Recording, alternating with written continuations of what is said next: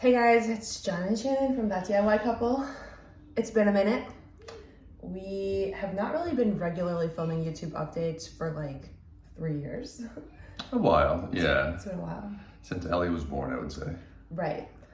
And we just woke up. I'm not wearing any makeup. We haven't really combed our hair. I'm not wearing any makeup at all either, so. But we decided that it was time for an update and that we are ready to show up imperfectly. And I think for me, I'm getting the question with people who know me live a lot, like, why aren't you filming anymore? Why did you stop? And a confession that I have to make is that I have been having some like anxiety a little bit about filming and showing up imperfectly, because if you guys know our story, we both lost 100 pounds each, like how many years ago? 6 years ago? 7 years ago. Six or 7 years ago at this point. At my heaviest, I was 268 pounds. And at my lightest, when I filmed sort of lots of how-to videos about weight loss, I was 168 pounds. And today I'm 208 pounds. So I'm 60 pounds lighter than where I was when I sort of felt my worst, but I'm 45 pounds heavier than where I was when I felt my best. And I have been having a lot of feelings about that. Like I can talk about how we had 2 kids, 2 years apart during a pandemic. I'm working a high stress job in big law in New York City, which is like insane hours. Like there's lots of factors that play into that. I'm sort of doing a lot of inner work on myself and developing new and better coping mechanisms for stress, but I often revert to food as my primary coping mechanism for stress.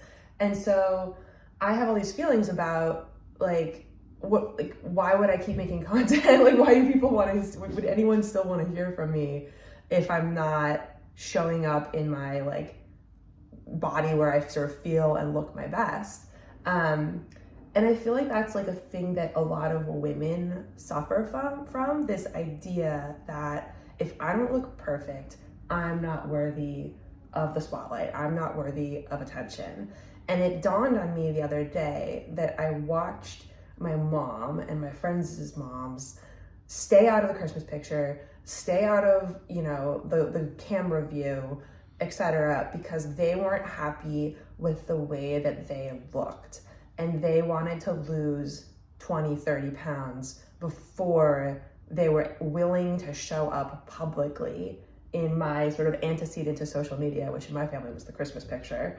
And that is really sad. Like, it's really, really sad. And it's not something I want to model for my daughter to not be in the pictures, not be present, even if you're not feeling your best. And I also realized it's not helpful for me to just present to the world this picture perfect image of my life without any signs of struggle, without any signs of I'm having a hard time right now. That's actually super unhelpful, because we all struggle, we all have a hard time, and there's so many amazing lessons to be learned when we're not feeling our best and trying to get back to feeling our best. And so that's all a long way of saying some of the reason I haven't been wanting to film has been feeling self-conscious and feeling embarrassed and shameful, which I think fuels the negative food cycle for me. But also just being really, really, really freaking busy with kids and trying to do a good job parenting has taken literally all of my energy. Yeah, Ellie is 3 and Augie is 1. So I think it's a difficult age to have young kids. 2 years apart is not a long time, I've come to realize, between kids. And I think right now it's tough because Augie is sort of becoming mobile and becoming a person and just all the things that toddlers do. So that plus having Ellie, who's a very active 3-year-old and very opinionated and wants to, exert her presence in the world, is tough. We've been traveling. We were just traveling last weekend. We've been traveling before that. We were in Costa Rica for 3 weeks, a lot of which we filmed and have cool content for, but we just haven't put it together for the video. But I think that we're committing to trying to put ourselves out there more, particularly Shannon. I think most of the videos on this channel that feature Shannon are the videos that people want to see, less so my ramblings about whatever. You have your fans. Yeah, well, my karaoke setup. But but so we're gonna try to facilitate that as best as we can. Well, that said, you have a lot of really interesting things because while I have been sort of full-on mom mode, John has also been in full-on dad mode, but he has been really prioritizing his health and wellness in like really inspiring ways. So why don't you talk a little, do like a body catch up for you? Yeah, so I, you know, when I was at my lowest when we filmed those videos too, I think I gained probably in totality, similar to Shannon, maybe about 40 pounds from my very lowest. So my very lowest was 180 pounds. And I got back up to about 220 pounds right when Ellie was born, so about 3 years ago. And I sort of did that intentionally. Sorry to interrupt. Just catching up, John was around 280 pounds in like when, 2015? Yeah, for a long time. And then you got down to 180 pounds in like 2017, 2016? Yeah, something around there, yeah. And then you got, sorry, go ahead. Yeah, and then I stayed at that weight for quite a long time, for maybe like four years, and then I gained about 40 pounds because I started lifting weights, and so I sort of was in this mentality that I need to be at like a calorie surplus to build muscle mass, which I think is generally true. But so when Ellie was born, which is 3 years ago, I was about 220 pounds, and I stayed at that weight for most of the past 3 years. So in that period of time, I started running. I'd been running a little bit before then, but I kind of started running more seriously. So I did a marathon about 2 years ago that I completed in Atlantic City, and then I didn't complete a marathon about a year ago because I woke up on the day of the marathon with 101 fever. So I ran a half marathon instead, which was just a bad idea at all. But since that time, I have decided that I want to lose weight and kind of get closer back to that 180. I don't know if 180 is exactly the weight that I want to be at. I think more like 190. So right now I'm at like a little below 200 pounds. And I've lost about 25 pounds over the past few months, which I'm really happy about. I've been weightlifting, but a little bit more directed, more intentional than I was before. I've been running. We've been doing high intensity interval training via Orange Theory, a group fitness class that's very popular. That's been really fun. So I'm running a marathon again in January. Right now it's June. So I'm gonna start training for that, and I'd love to bring you guys along for that journey. I'm taking it a little bit more seriously this time than I did in the previous marathons. And yeah, I'm hoping to continue my weight loss. There's been other stuff that I've been doing in Atlantic City and real estate and family stuff and all that we can touch on. But yeah, it's been a fun journey for me. So I think a couple of things that have been really working for us right now, health-wise. Let's talk about things that have been working for us, and then let's talk about things that are not working for us and not serving us. Like, we are both wearing this, I'm not gonna give you the guys the middle finger, but this is the Oura Ring, and it is a sleep tracker. And originally you gifted me the Oura Ring for some holiday. And then I was like, I can't be bothered with this. I'm not gonna wear it. This is like the sort of gift that you've given me because you yourself want it. So just like, which I did, it was great. You use it. Like I'm gifting it back to you. So I gifted it back to you and you used it for like a year. Mm-hmm. And you were finding some like really revolutionary results. Yeah, I mean, it's so primarily it's a sleep tracker. I wear it during the day, but I don't really even know why. It's really just for sleep. And it's great for things like detecting if you're sick or you're going to be sick, which I like a lot. Like the day before I get sick, I can tell that my heart rate and my heart rate variability and all that is way off. I definitely like that it tracks sleep in general. It's made me more intentional and more conscious about sleep. I think that for a long period of my life, sleep was not something that I cared about or like really paid attention to, or just always thought like, oh, I can just forget it, like sacrifice that if I have something else to do. But definitely having the Oura Ring makes me rethink that. And now that you've been using it, I think you find the same thing. And so it's like every morning I kind of wake up and I'm like, well, I felt like I slept pretty good, but like, let me make sure. Yeah, now it's like we wake up and John's like, how did you sleep? And I'm like, I don't know, I haven't checked yet. I can't opine on that. But what's interesting is that like, I've always been kind of like a power through, tough it out, like don't, bitch about your sleep, like type person. And you know, with kids, for example, everyone's like, how are you sleeping? And I'm like crap. But like, I didn't sign up for kids because I wanted to sleep well. Like, I'm tough, you know? And I think now I'm just really starting to realize like the cumulative deficit that I've got going and how much I need to prioritize sleep.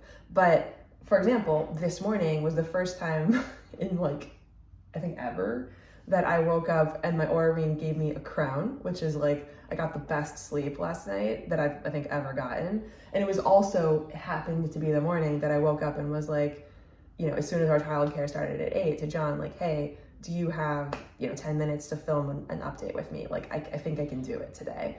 So it's interesting, like, how much just getting good sleep affects my excitement, like my readiness, my, you know, willingness to jump into the day. Yeah.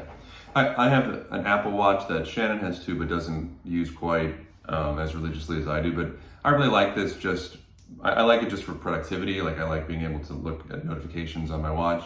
But in the past couple of years, I've been using it a lot for exercise and for fitness. So I really like that it tracks things like my exercises, step count, different things like that. And so like the gamification of it for me is really great. Like I love watching the little rings fill up and all of that. Like I'm really, really into that. John, you would like it's like a proud scroll through John's Apple Watch history. It's like he always completes his rings. Yeah. So I like that a lot.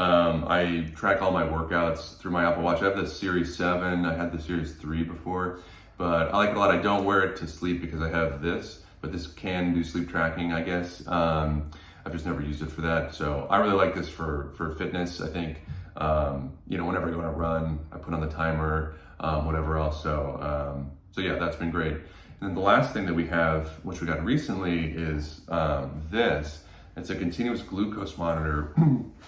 We're not diabetic, we're pre-diabetic, as far as we know, but it's... I think it sounded like you said we are pre-diabetic. We're not diabetic or pre-diabetic. We're not either, yeah. We're neither. But we use it to track our blood sugar, and it has... it sounds a little, you know, when we were researching it, I was kind of a little bit uncertain if it was something that would be very useful. But Shannon got it for me as a gift. I was actually separately researching to get her a gift of the same type of thing. We use Vary, and we're going to do a whole video about this. The sensor itself is LibreLink or Freestyle, which is a separate company, but Vary is the company that kind of allows you to process the data. It's been really fantastic for food tracking. So, you know, what you don't want to do when you eat is have your blood sugar spike from eating a certain food or a combination of foods or whatever. And when you are able to actually see your blood sugar spike, and we can explain kind of the science behind it and like the rationale behind it at some other point, but when you actually see your blood sugar spike, it makes you feel really bad about the food that you just ate, because obviously you want to avoid that. So having this here keeps you accountable, like biologically accountable, because you're like, oh, I just ate a bunch of white rice and my blood sugar spiked, so I can't do that again. So for me, it's been great for making sure that I eat healthy, whole foods, the sort of stuff that we were trying to eat a lot of before. But if I eat something bad, I feel really bad, and I can see it on my blood sugar spike. It also, similar to this, predicts if I'm sick because my blood sugar will go really high. It's also cool to see my blood sugar change when I exercise. Sometimes this goes up, sometimes it goes down.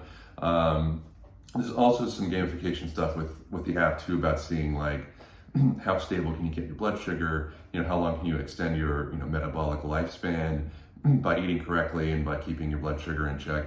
So we really like it. I think it's really cool. It's expensive, but I think it's a good investment. I think it's worth it. And some people can get it covered by insurance if you are pre-diabetic or diabetic, so you can talk to your doctor about that. But I would say it's no exaggeration to say that for John in particular, the Vary has been a revolution. Like John doesn't really suffer from food addiction in the same way that I do. Like if I eat pizza for lunch, I want it, like I'll eat the whole pizza, and then I want like pasta for dinner and, you know, ice cream after that. Like I have a propensity for addiction. There are tons of addicts in my family, and it's like kind of part of how I'm wired.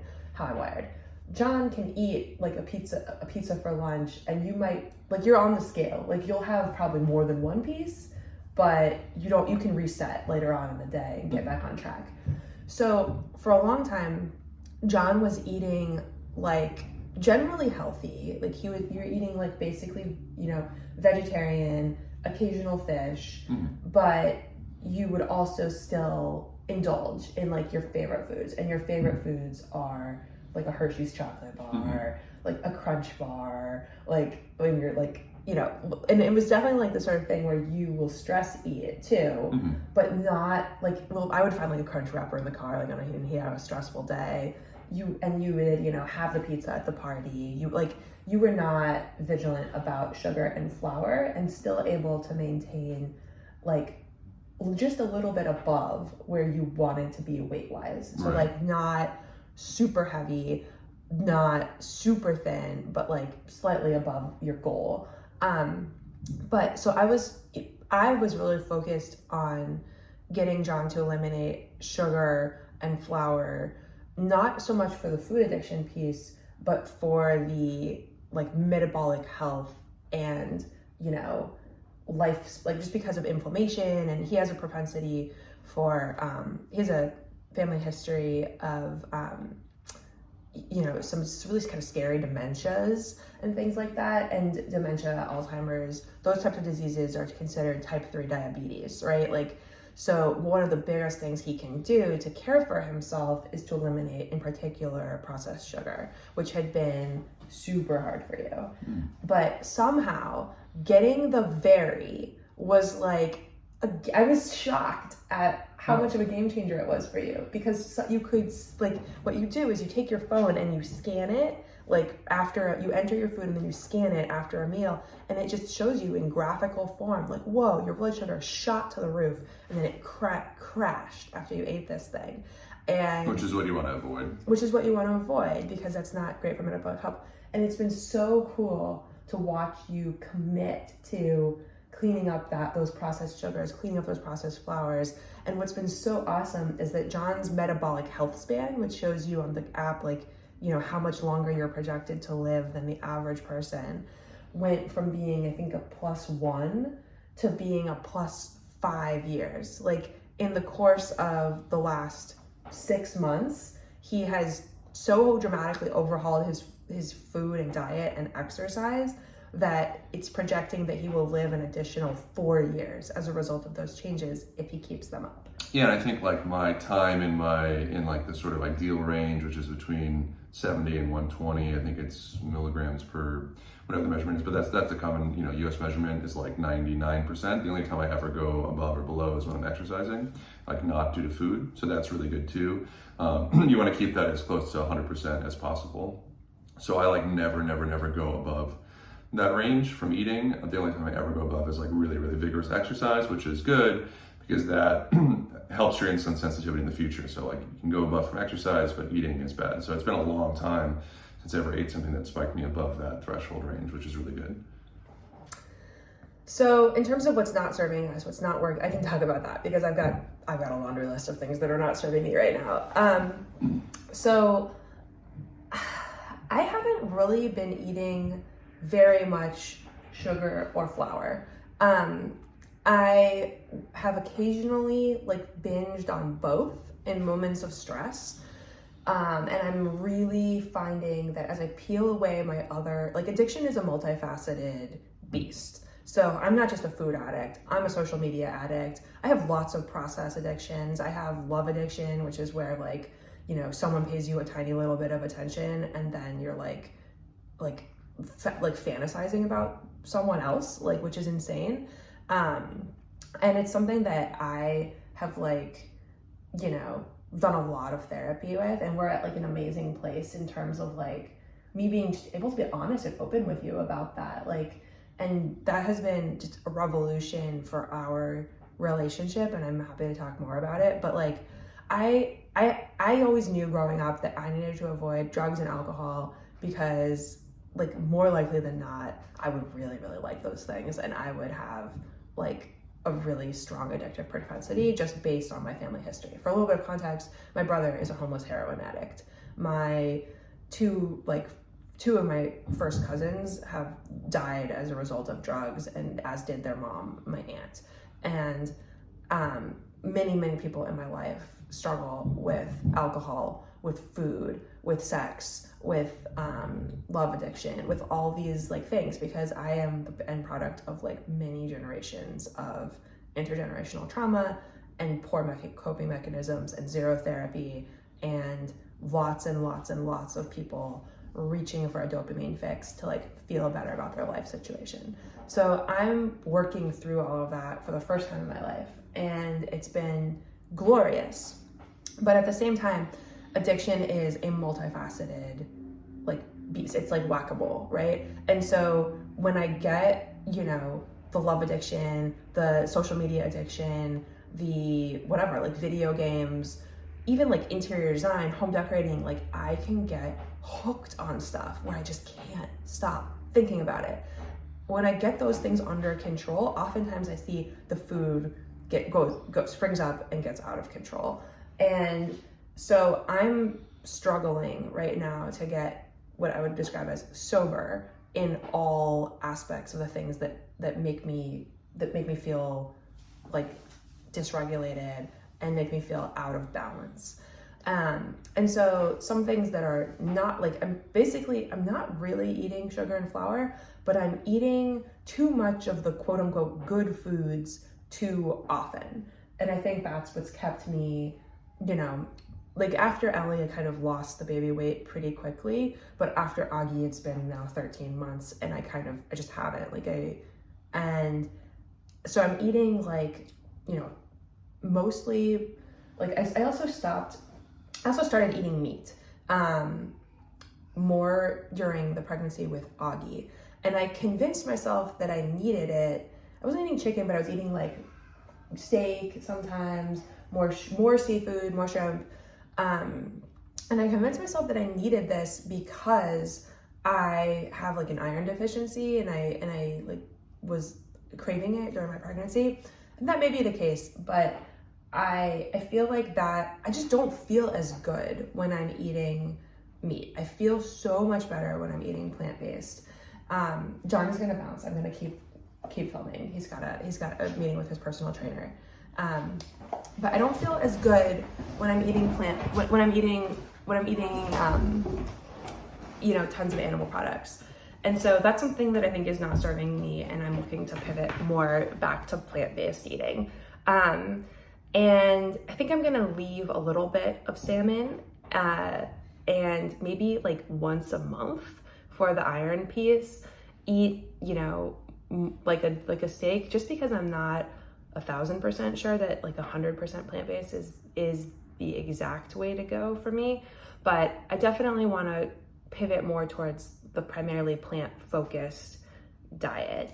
The other thing that's not serving me is just the kind of grazing and kind of constant eating. And in particular, what's not serving me is turning to food in moments of stress to deal with how I'm feeling. So one thing that works when I can get myself to do it is that I keep a foam roller in my office, and I actually have a room in our house now dedicated to calming down, like a calm down room, which is like, you know, just fantastic. And so like I am the kind of person who needs to, during the workday, after a stressful conference call, literally roll it out. Like I need to jump on the foam roller and like get those feelings out of me, because if not, I'll go downstairs and eat like an oatmeal with berries on it, which is going to super spike my blood sugar at a time when it's not time for me to eat. And I keep my blood sugar up like all day. And then, you know, it's hard for me to calm down. And it's also just hard for me to process and cope with those emotions if I'm not facing them head on. So those are the things that I am working on. I am here today showing up imperfectly, like in my workout clothing, without makeup, without really combing my hair, 40 pounds over where I kind of got my like YouTube start. But I wanted to just update you guys as to what's going on with us and let you know, where we're at, honestly and holistically. And I hope that everyone is doing well. I've like honestly missed you. And if you want more, like if you have more questions, if you want to make different content, comment down below. And in the meantime, we will put the links to the things that we mentioned in the description. And we will also be doing a more extensive video about the blood glucose monitoring, just because it's been such a game changer for us. And I hope that you're well. And until next time, do well and always make things better.